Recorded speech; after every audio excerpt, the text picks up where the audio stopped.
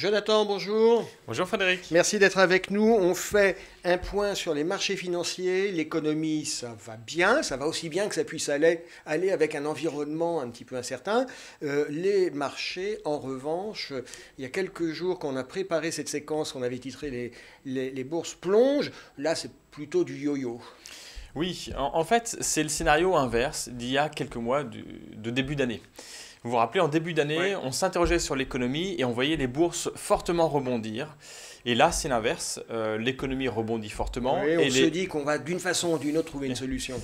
Oui, en fait, il faut comprendre que les marchés financiers sont toujours dans les anticipations.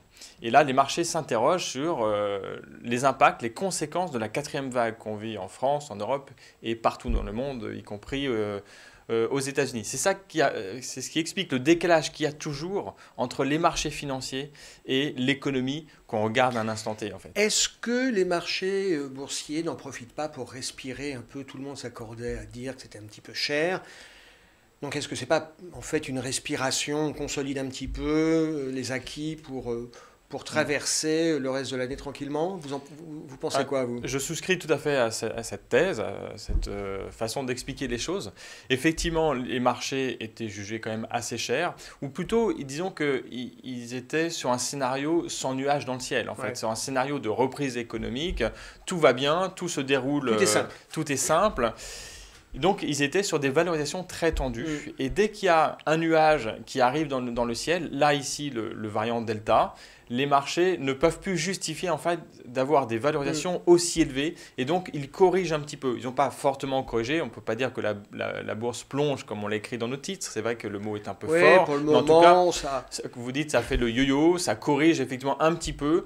On ne parle pas d'excès, pour autant, il n'y avait pas d'excès auparavant, mais il y avait un scénario qui était vraiment sans encombre. Là, il y a la question du scénario du variant Delta. Ça fait du yo-yo, on se demande si c'est juste une correction ou si ça va plonger, comme on se l'était dit il y a quelques jours. Votre sentiment, c'est, a priori, on va rester plutôt sur du yo-yo, de la volatilité, on va un petit peu consolider. Concrètement, on fait quoi? On investit où? Concrètement, en fait... D'abord, je voudrais dire pourquoi est-ce qu'on pense que ça ne va pas fortement chuter. C'est important d'expliquer dans quel contexte on se trouve. On pense que d'abord, sur les 4 vagues qu'on a connues, là, on est en train de connaître la 4e vague, à chaque fois, l'impact sur l'économie a été de plus en plus faible. Il a été très très fort lors de la première vague, en mars 2020. Le premier confinement a été drastique. Voilà, il a confiné l'économie. On a tout gelé. Exactement, l'économie s'est vraiment contractée fortement. Après, lors de la 2e vague, l'économie s'est un peu contractée. Lors de la 3e vague, l'économie ne s'est pas contractée. Elle a un peu ralenti, mais elle est restée positive. On a appris à faire avec, à trouver des solutions pour une continuité d'activité. Et lors de la 4e vague, on pense que du coup, la croissance sera non seulement positive, mais restera sur un trend quand même assez fort.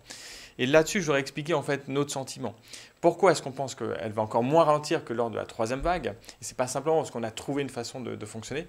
C'est parce que ce qui est important pour l'économie et pour les marchés financiers, c'est les mesures de restriction, les mesures de restriction de la mobilité. Et c'est ça qui fait que l'économie est expansive ou au contraire... Ou au contraire, que ça frise. Ça frise. Et qu'est-ce qui décide en fait les hommes politiques? C'est justement la pression sur la pression hospitalière. Est-ce qu'il va y avoir plus de cas graves ou pas?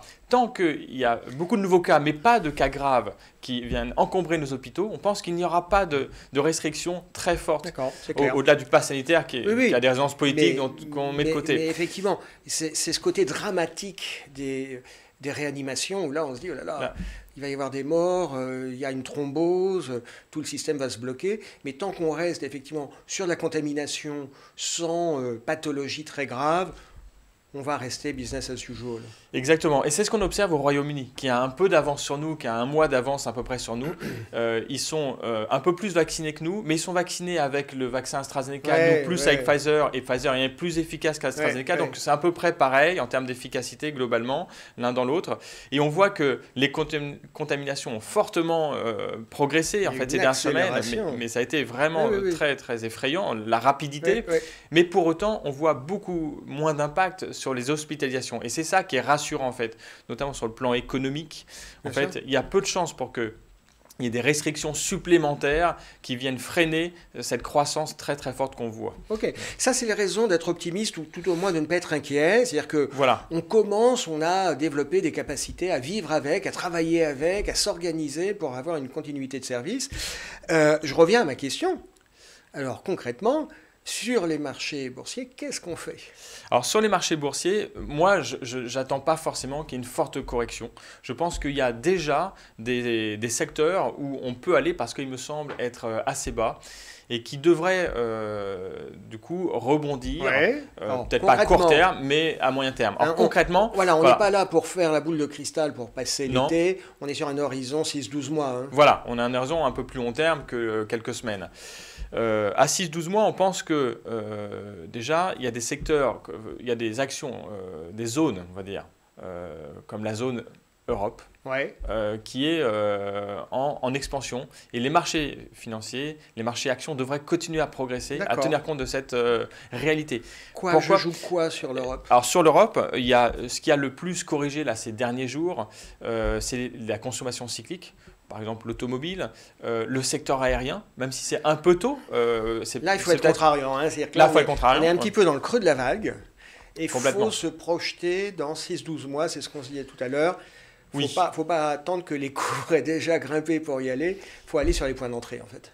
Là, les points d'entrée nous paraissent vraiment intéressants. Le secteur n'est vraiment pas cher et on pense qu'à un moment donné, on va reprendre l'avion. Alors, ce n'est pas le cas cette fois-ci, à cause de la 4e vague. C'est reporté, mais le secteur n'est vraiment pas cher. Donc, on pense que le risque est... Il y a toujours un risque en bourse, évidemment, hein, mais on pense qu'aller sur ces valeurs-là, sur ces valorisations-là, le risque est quand même plus faible et il y a beaucoup à gagner à un horizon de 6. Le rapport entre le risque et ce qui a gagné est très intéressant pour l'investisseur, je trouve, sur le secteur aérien. Parce que là, c'est massacré. C'est massacré. Assez à juste titre. À juste titre, on peut le comprendre parce qu'on tourne au ralenti. Il y a les foncières cotées aussi en Europe qui ont de nouveau corrigé là, avec l'émergence du variant Delta. Et là aussi, on pense que, comme je vous disais tout à l'heure, c'est excessif et que ça devrait rebondir fortement à horizon 6-12 mois. Voilà des secteurs qui nous paraissent... les marchés ont surréagi. Fortement décorrigés. Ça c'est ce qu'on... Là, on a un sentiment positif. Les secteurs dont vous dites, c'est pas pour nous, on reste un petit peu à distance, on est prudent, on est suspicieux, on regarde. Alors, là où on dit attention, en fait, c'est sur des secteurs qu'on aime pour autant beaucoup. C'est mais on peut aimer des secteurs et puis trouver que c'est trop cher, c'est pas le moment. Hein. C'est le cas, en fait. C'est la croissance en général, donc les nouvelles technologies en particulier, les valeurs du Nasdaq, on aime beaucoup. Ça a été quand même... Ça fait des rallyes, c'est valorisé. C'est très, très, très cher, en fait. Alors, on aime ces valeurs, elles font de la croissance, les résultats sont là, d'année en année, ils ne déçoivent pas, trimestre après trimestre. Donc, on ne met pas en doute ça, mais on trouve qu'on le paye très, très cher. Si on en a en portefeuille, on garde. On peut les garder quand on a déjà de la plus-value, mais par contre, on ne rentrerait pas sur ces secteurs-là aujourd'hui. On pense que c'est trop cher et qu'il vaut mieux attendre un petit peu avant de revenir sur ces valeurs de croissance. Donc, voilà ce qu'on peut jouer aujourd'hui. C'est aller plutôt sur ce qui a le plus baissé ou ce qui n'a pas encore vraiment monté, et puis se tenir à l'écart ou être plus neutre sur les valeurs qui sont vraiment très chères. Allez, j'en ai une dernière question pour conclure. Les émergents, on s'en rapproche, on reste à distance, ça inspire quelque chose. Parce que souvent, il y a une espèce d'arbitrage entre émergents et développés. Là, une préconisation? Alors, nous, on pense qu'au sein des émergents, on aime bien notamment l'Asie. Alors, à très court terme, l'Asie est touchée par la 4e vague, peut-être un peu plus que les vagues précédentes. Le variant Delta touche beaucoup l'Asie, a touché beaucoup l'Inde. Donc, prudence à très court terme, mais on pense qu'à moyen terme, l'Asie va être vraiment générateur de croissance. Et donc, on est positif, en fait, sur l'Asie. C'est intéressant d'y aller à un horizon moyen terme. Ok, c'est très clair. Jonathan, merci d'avoir été avec nous. Merci à vous, Frédéric. À très bientôt.